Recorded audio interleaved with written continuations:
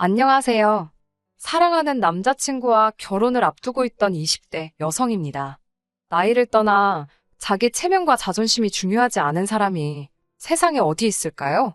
하지만 제가 사랑하는 사람을 포함한 그의 가족들은 뭐가 진짜 체면이고 자존심인지 분간을 못하는 것 같아요. 저와 남자친구는 다른 대학교를 다녔지만 지역 내 동아리 활동을 하며 알게 된 사이였어요. 두 사람 다 사회인이 되고 나서 우연찮은 기회로 재회를 하게 되었고, 그때부터 이 인연이 다 연인이 되었습니다. 그리고 현재까지 쭉 만남을 이어오다가 결국 저와 남자친구 사이에 결혼 이야기까지 오고 가게 되었습니다. 남자친구는 안정적인 회사를 다니는 직장인이었고, 저도 제가 일하는 분야에서는 업계에서 최고라고 자부할 수 있을 만한 회사에 다니는 직장인이었습니다. 서로 벌이가 괜찮은 경제적인 뒷받침이 있었지만, 제가 남자친구와 결혼 생각까지 만들게 된 가장 큰 이유는 따로 있었어요. 남자친구가 술을 입에도 되지 않는다는 점이었거든요. 제가 어렸을 적 저희 부모님이 IMF 직후에 많이 고생을 하셨습니다. 동네 작은 메밀국 수집을 시작하셨는데 한참 가게가 자리를 잡고 있던 와중에 외국인 무면 허운전자에게 음주뺑소니 사고를 당하신 적이 있어요. 가해자는 사고 직후 어디로 도망간 건지 결국 붙잡지 못했고 그때 저희 부모님은 다친 몸을 이끌고 장사를 하셨어야 했습니다.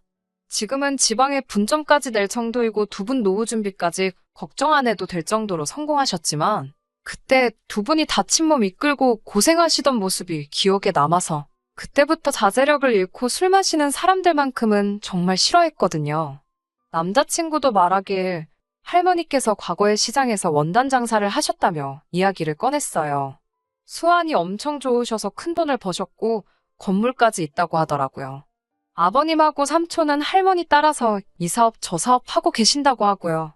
남자친구의 경제적인 상황이나 배경이 저에게는 그렇게 고려해야만 할 상황이 아니었기에 과거 이야기에는 크게 신경을 쓰지 않았습니다.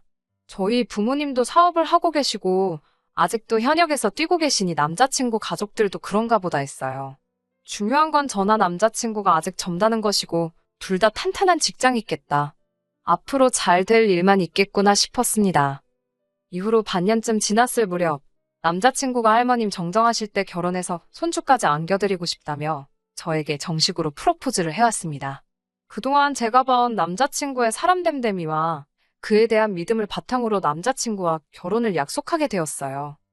결혼 이야기가 오가기 시작하면서 처음으로 남자친구가 사는 곳에 가보게 되었습니다. 정식으로 인사를 드리러 간 자리는 아니었어요. 남자친구 아버님, 어머님께서 저를 한번 보고 싶다고 하셨다길래 간단하게 인사만 드리러 간 자리였습니다. 그런데 남자친구 집에는 제가 인사를 오기로 되어 있다고 하면서 남자친구의 부모님을 비롯해 할머님과 삼촌까지 모두 모여 계셨습니다. 예상과는 다른 상황에 당황했지만 절 반갑게 맞아주셨어요. 하지만 집에선 30분도 있지 않았고 다들 갈비가 먹고 싶다 하여 갈비집으로 이동하게 되었습니다. 갈비집에 가지 않았다면 저랑 남자친구는 지금도 한창 결혼 준비를 하고 있었을까요? 차라리 거기를 따라가게 된 게 다행이다 싶을 정도예요. 식당에 도착하니 아버님과 삼촌이 특히 신나 보이셨어요. 남자친구가 말하길 두 분 다 엄청난 애주가랍니다. 게다가 술 드시는 속도가 어찌나 빠르신지 무조건 원샷을 하시고 혀가 꼬부라질 때까지 드신다고요. 아버님이 애주가란 이야기를 듣고 나니 왠지 마음이 불편해졌습니다. 특히 혀가 꼬부라질 때까지 드신다는 말을 듣고 나니 영 찝찝하더라고요. 적어도 남자친구가 술을 마시지 않는다는 사실은 변함없었지만 두 분 다 가게까지 차를 끌고 오셨거든요. 대리를 부르시던가 할 거라고 생각했지만 애초에 술을 먹을 계획이셨다면 처음부터 택시를 타던가 하셨으면 좋지 않았을까 싶었어요. 말씀드렸다시피 예전에 저희 부모님이 음주운전 차량으로 인해서 큰 사고를 당하신 적이 있다 보니 저도 그렇고 저희 부모님도 술은 입에 대지도 않았고 술을 싫어했으니까요. 게다가 제 눈에는 말이 좋아해주가지 술 좋아하고 조절 못하는 사람들은 죄다 상종 못할 사람들처럼 보일 수밖에 없었습니다. 하물며 차까지 가져오셨으니 그 모습이 저한테는 좋게 보이지는 않았어요. 아무튼 이래저래 마음이 어수선해지려는 찰나 아버님께서 돼지갈비 6인분과 소주 5병, 맥주 3병을 시키셨습니다. 밑반찬이 깔리자마자 술을 같이 가져다 주시더라고요. 그러더니 대뜸 아버님께서 저더러 한 잔 따라보랍니다. 내키진 않았지만 한 잔 따라드렸어요. 그러자 이번엔 제 차례라면서 방금 아버님이 드시던 술잔에 잔을 직접 채우시더니 그걸 마시라고 제 앞에 내밀더라고요. 술을 저한테 권하시는 것보다도 지금 저걸 나보고 마시라는 건가 싶었습니다. 제가 술을 입에도 안 대고 싫어하는 걸 떠나서 제 잔에다 따라주는 것도 아니고 드시던 잔에다가 술을 채워 건네다니요. 암만실외에서 마스크를 착용하는 게 해제가 되었다고 한들 아직도 재채기만 해도 눈치가 보이는 이 시국에 잔 돌리기를 하고 계시니 솔직히 기분이 엄청 나빴습니다. 저는 최대한 정중하게 술을 전혀 못한다고 설명을 드리면서 거절했어요. 하지만 아버님께서는 끈덕지게 저보고 어른이 주는 술은 먹어도 되는 거라면서 강요를 하셨습니다. 100번 양보해서 술 한 잔 마실 수는 있다고 쳐도 도무지 그 잔으로는 술을 마실 엄두가 나질 않았어요. 그래서 끝끝내 정말 죄송하다고 술이 몸에 안 받아서 마시질 못한다고 설명을 드리며 거절을 하게 되었습니다. 결국 아버님께서는 들고 계시던 소주잔을 테이블에 거의 던지듯 내려놓으시곤 인사드리러 왔다는 며느리감이 시애비 될 사람이 주는 술 한 잔을 안 마시냐며 짜증이 난다셨습니다. 당황한 제 손에 옆에 있던 삼촌께서 강제로 소주잔을 쥐어주시면서 그냥 한 잔 받으랍니다. 회사원이라고 들었는데 회사에서 기본적인 주도도 안 가르쳐주냐고 하시면서요. 주도가 뭔지도 알고 있고 적어도 저는 그렇게 배우진 않았거든요. 그리고 회사에서는 술을 싫어하는 저에게 억지로 술을 마시라 강요하지도 않고요. 아랫사람의 주도가 있다면 당연히 윗사람도 아랫사람을 배려하는 주도가 있는 법 아니겠어요? 하지만 남자친구도 저를 보며 어쩔 수 없다는 눈빛으로 한 잔만 받아달라는 듯한 눈초리로 저를 바라보고 있었고요. 그나마 다행인 건 삼촌께서 쥐어주신 소주잔이 아버님이 마시다가 던져버린 그 잔이 아니라 테이블이 세팅될 때 뒤집어 놓은 쓰지 않은 잔이어서 아버님이 따라주는 술을 한 잔 받았습니다. 결국 할 수 없이 받은 그 소주 한 잔을 천천히 나눠 마시고 있었습니다. 그런데 또다시 아버님께서 제 잔을 보시더니 잔이 너무 안 빈다고 뭐라고 하시더라고요. 대학교를 다닐 때도 직장 생활을 하면서도 저에게 그 누구도 술을 마시라고 강요하는 사람은 없었는데 남자친구 아버님께서 그런 스트레스를 주실 거라곤 상상도 못했네요. 그 와중에 어머님께서는 저에게 집게와 가위를 주시면서 술 안 마실 거면 차라리 이쪽으로 와서 고기라도 구우라고 하셨습니다. 이제 며느리도 생겼으니 자기도 식모노릇 탈출하게 생겼다고 깔깔대시면서 제가 고기 굽는 것부터 한번 보겠다고 하시면서 말입니다. 며느리 덕분에 모처럼 밥 한 끼 편하게 먹겠다고 하시면서 말입니다. 차라리 아무 말씀도 안 하셨으면 아버님한테 당하고 있는 제가 보기 안쓰러워서 도와주셨다 좋게 생각했을 텐데 쓸데없는 사족을 붙이시니 솔직히 기분이 너무 안 좋았습니다. 제가 남자친구와 결혼을 약속한 건 맞지만 그래서 남자친구의 가족들에게 잘 보이고 싶은 마음도 진심이었지만 왜 이런 대우를 받고 있어야 하는지 도통 이해가 되지 않았어요. 게다가 어머님이 저에게 고기를 구우라고 한 그때 할머님까지 저에게 이런 건 시애미가 시키기 전에 네가 알아서 했어야 된답니다. 뭐 먹으러 오면 여자가 눈치껏 파릿파릿하게 움직여야 된다나요. 제가 잠시 어른들의 눈을 피해 남자친구에게 도와달라고 했어요. 그러자 남자친구가 한다는 소리가 자기가 지금 나를 도와주면 할머니 앞에서 손자체면이 말이 아니랍니다. 그러니까 그냥 저더러 하래요. 싹싹한 손자며느리라고 칭찬을 들을 수 있는 절호의 기회라나요. 저는 그런 칭찬은 필요 없다고 남자친구 쪽으로 집게와 가위를 밀어놓았습니다.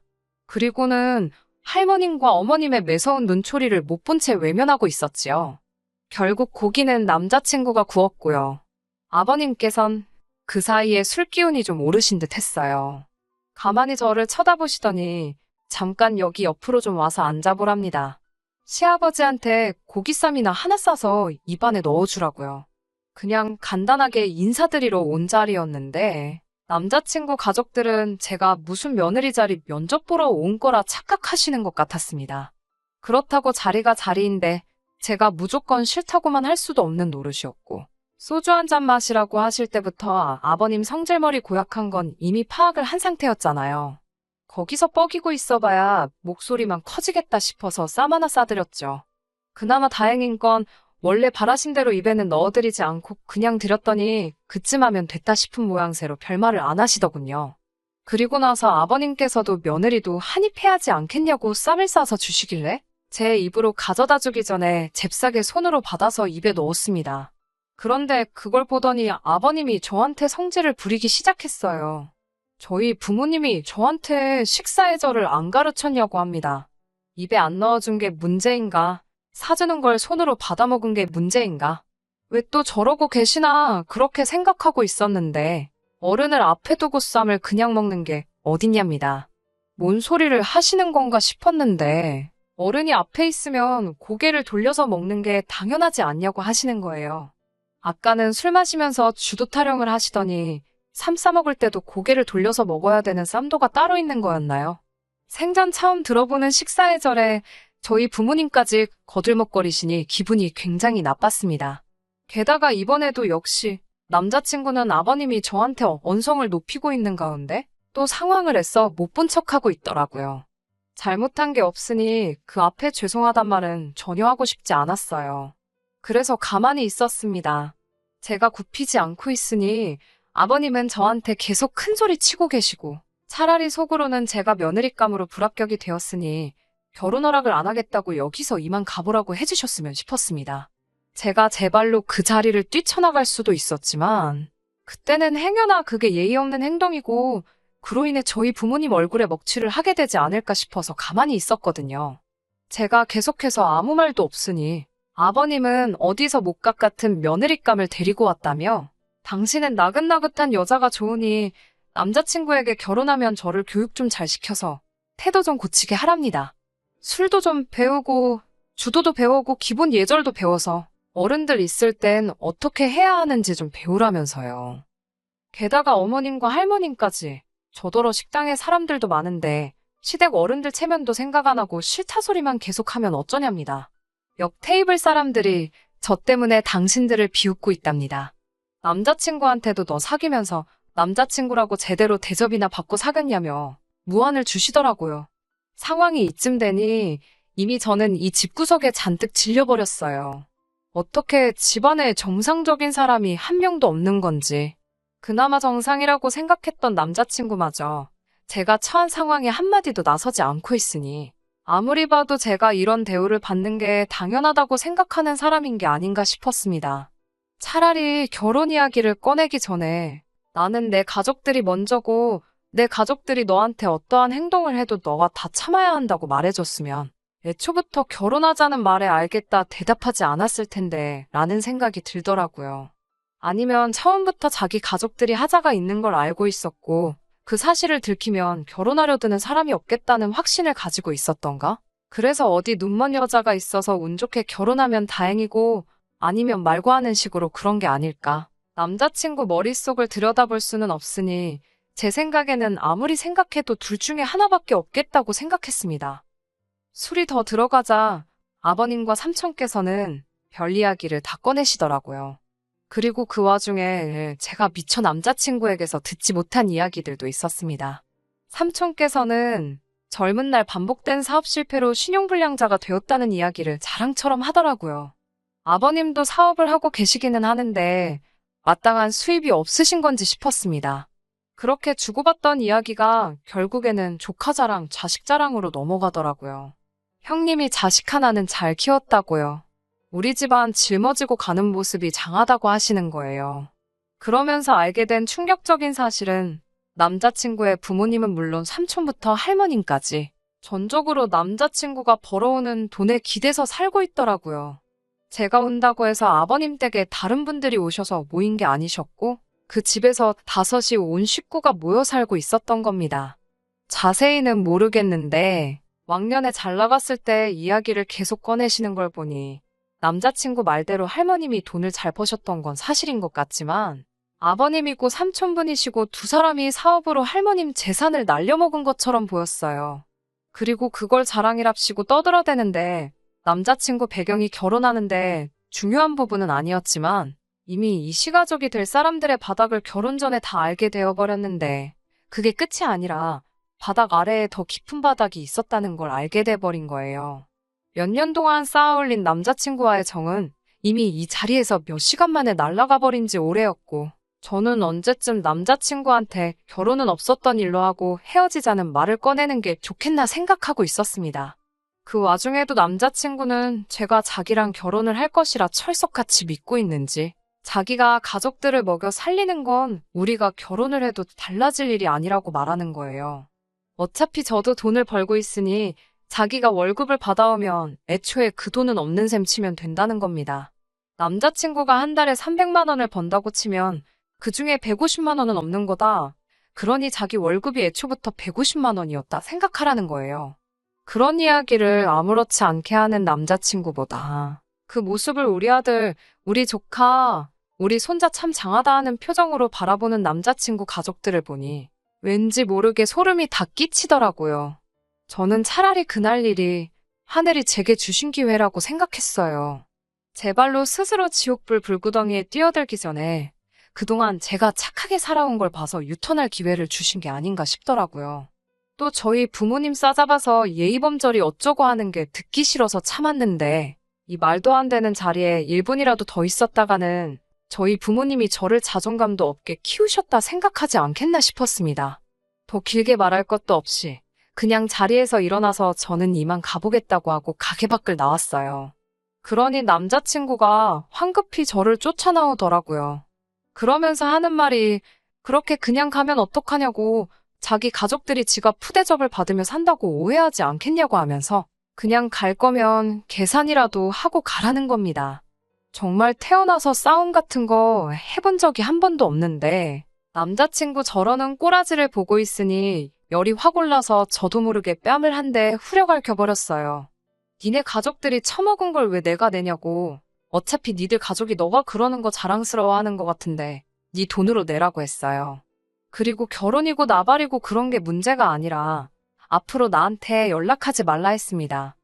저랑 남자친구가 옥신각신하면서 주변이 시끄러워지니 남자친구 가족들도 무슨 일인가 하고 따라 나오더라고요. 마음 같아서는 당장 택시 타고 집으로 가려고 했습니다. 분위기가 험악하니 그제서야 제 눈치를 보면서 누구 하나 나서지 못하는 와중에 남자친구 삼촌분이 해결을 한답시고 나서는 거예요. 현은 완전히 꼬부라져서 저보고 오늘 욕봤다면서 원래 시댁 식구들이 어렵고 힘든 거라고 시간이 지나면 익숙해질 거라고 하더라고요. 말 같지도 않은 소리에 대꾸도 안 하고 있으니 제 기분 풀어보겠다며 아무리 그래도 그렇지 이러는 거 아니라면서 당신이 저를 집까지 차로 태워다 줄 테니 그걸로 기분을 풀라는 겁니다. 술을 저렇게 먹은 사람 옆에 타는 것도 싫었고 애초에 무슨 술을 그렇게 먹고 운전이냐 했더니 자기가 운전 경력만 몇 년인 줄 아냐고 하면서 당신은 술을 먹어야 운전을 더 잘한다고 하는 겁니다. 그때는 너무 화가 나서 그랬나 저도 모르게 삼촌분 정강이를 구둣발로 걷어차버렸어요. 으억하는 소리와 함께 다리를 부여잡고 바닥에 주저앉더라고요. 저는 불러놓고 기다리고 있던 택시를 취소시키고 남자친구와 아버지와 삼촌한테 한마디 했습니다. 죽으려면 곱게 혼자 죽지. 엄한 사람 데려갈 생각은 꿈도 꾸지 말라고요. 황천길 가고 싶으면 혼자 가라고 했습니다. 아주 내 앞에서 운전석에 타보기만 하라고, 그러면 그 길로 경찰에 신고할 거라고 했습니다. 아까까지는 술 따라봐라, 한 잔 받아라, 고기 구워라, 아주 저를 우습게 보던 인간들이 제 앞에 쩔쩔매며 서 있었어요. 남자친구 아버지가 그래도 자기는 술을 덜 마셨으니 다리 불편하신 할머님 때문에 차를 가져가야겠다며 자기는 괜찮지 않냐고 막무가내로 차에 타길래 그냥 아버님이 보고 있는 앞에서 경찰서에 전화를 걸었습니다. 그러니 저한테 너는 부모도 없냐 어쩌고 하면서 또 예의범절을 논하더라고요. 적어도 우리 부모님은 음주운전은 안 하시고 만에 하나 음주운전을 하시면 저는 똑같이 행동할 거라고 했어요.